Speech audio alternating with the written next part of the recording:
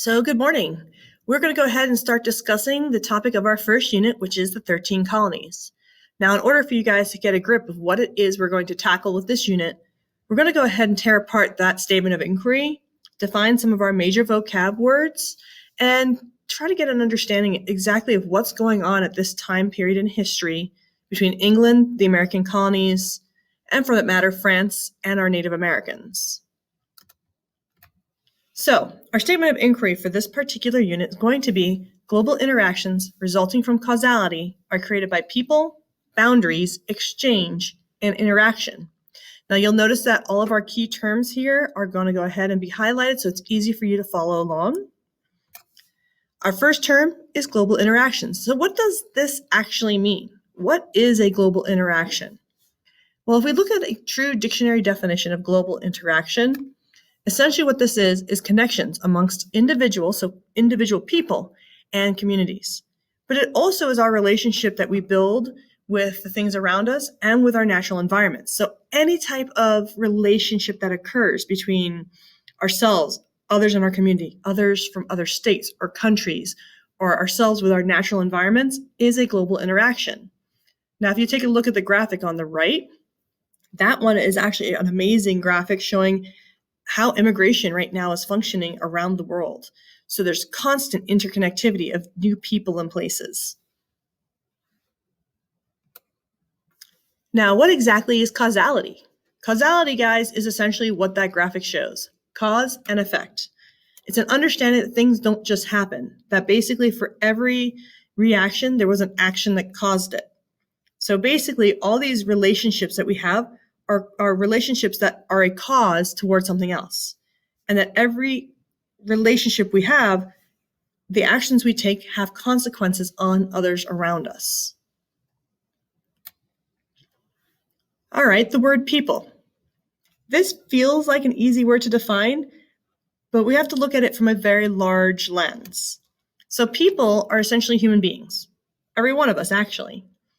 But when we talk about people as a noun, we're talking about a group, an assembly, essentially like a pod of people that are now linked by either a common interest or common goal.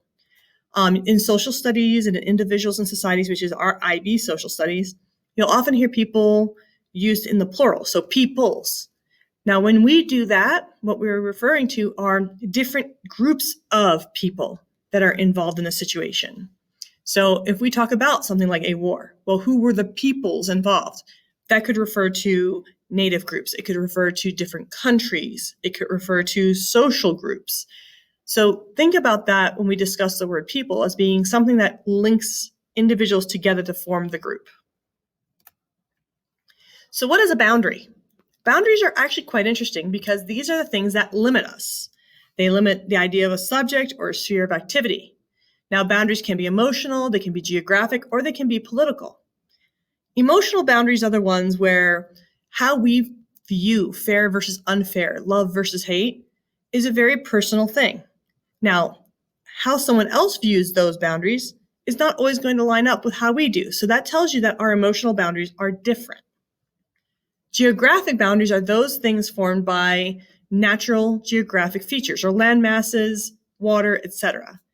And so if we actually look at the United States, we actually have two very major geographic boundaries, the Atlantic Ocean to the east, the Pacific to your west. We also see political boundaries. So this is the idea of basically a government body forming the limits, such as the cases in our 13 colonies.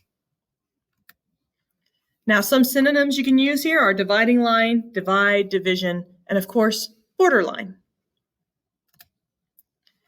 Exchanges and interactions. Based on the graphics you see, exchanges and interactions, guys, can actually come in different forms. It's basically the act of giving or receiving, whether that be in a manner that is intellectual or driven by the mind, or even the physical. Understand that interactions are constantly happening around us, whether we want them to happen or not. This right here, with you listening to this video about our terminology and our vocabulary, is in fact an interaction. I'm exchanging information with you. Now, based on these definitions, I'd like you to explain what we're going to learn about in this unit. In your activity form that you have open, hopefully in your other tab, you're going to go ahead and tell me what you already know and what you would like to know about the 13 colonies. Now, guys, this is going to take you thinking back probably to your 4th and 5th grade years. Think about what your teachers told you then about how our country was made, how our country was formed. And I'm really asking you to give me anything you know, whether this is coming from what you've learned in class, what you've learned through movies or pop culture. And at the same time, be curious. If you're unsure, even in that space, go ahead and ask questions that we can discuss and share